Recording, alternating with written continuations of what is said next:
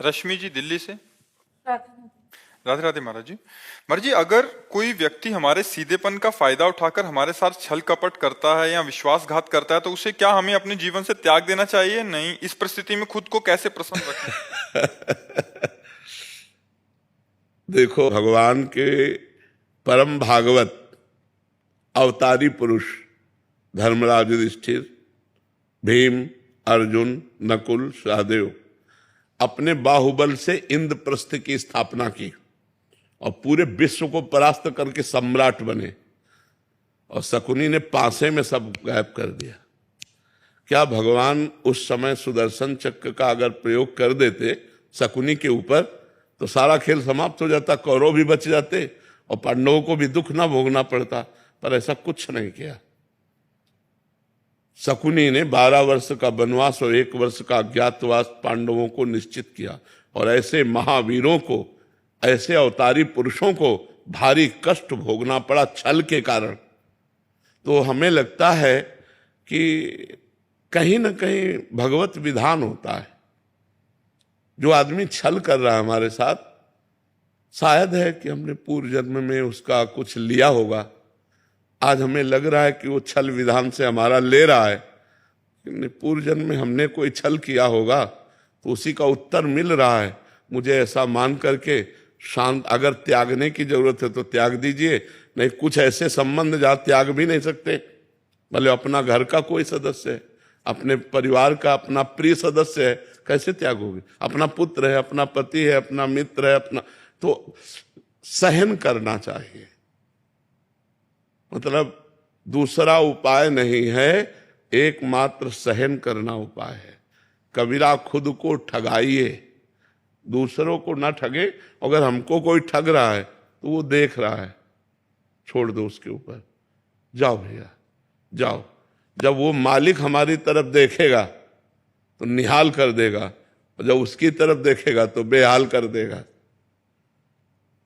दुखिया को न सताइए, दुखिया देगा रोए, और जब दुखिया के मुखिया सुने तब तेरी गति का होए।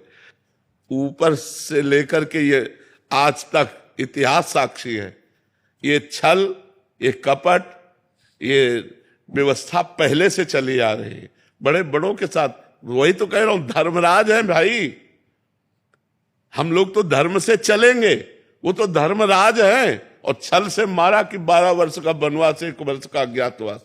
ऐसे महापुरुषों को भी छल, चाहते तो 1 मिनट में शकुनी को निपटा सकते थे भीम। 1 मिनट में केवल गला पकड़ के दबा दे तो जान से मर जाता लेकिन सबकी जड़ शकुनी था, और उसका कहीं बाल बाका भी नहीं किया, और बहुत कष्ट भोगा, बहुत कष्ट भोगा इन महापुरुषों ने। मंथरा ने तो कैकेयी के कान भरे। कैकेयी जी ने हठ ठान लिया, सुबह होने वाला था राज्याभिषेक और शाम के हो गया वनवास तो भाई देखो, हम लोग तो उनके अंश हैं, वो तो स्वयं परमात्मा है, बड़े बड़े महापुरुष है। कुछ बातें ऐसी होती जो केवल सहनी पड़ती है।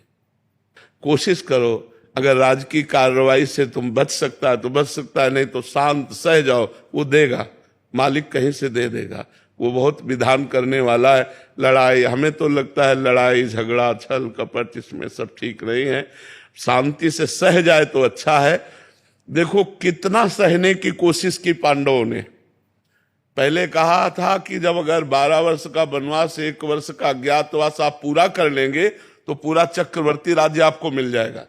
जब पूरा कर लिया तो उनका राज्य नहीं देंगे, तो बोले आधा दे दो, बोले आधा भी नहीं देंगे, तो बोले 5 गांव दे अब आप देखो ईमानदारी की हद और बेईमानी की हद। पांडवों ने कहा 5 गांव दे दो, तो भगवान से क्या कह रहा है दुर्योधन? सूजी अग्रे न केसवा, सुई की नोक भर नहीं देंगे। तो विनाश कर दिया। फिर 100 के 100 मरे, 99 नहीं, 100 के 100 मरे। तो इसलिए अपने को चाहिए कि दबता चला जाए, कोशिश करे कि लड़ाई झगड़ा ना हो, सह जाए। और जब ऊपर जो बैठा हुआ सबके देख रहा है, वो जब देख लेगा ना, तो वो जब न्याय करेगा तो विध्वंस हो जाएगा सामने वाला।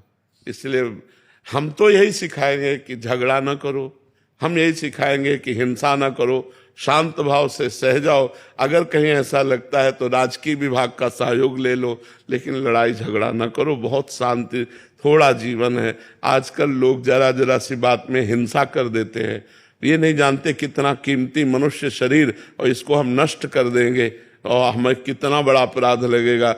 ये सबसे बड़ी भगवान की सृष्टि में ये मनुष्य योनि है, सबसे बड़ी योनि है और बड़ी महिमाशाली है। इसके द्वारा बड़े बड़े पवित्र कार्य किए जा सकते हैं, पर लोग जरा जरा सी लड़ाई में एक दूसरे की हिंसा कर देते हैं, या जरा सा ऐसा समस्याएं आई तो पूरा परिवार जहर खा लेते हैं। ये सब नहीं करना चाहिए। सहना सीखो, नाम जप करो और भगवान के आश्रित रहो।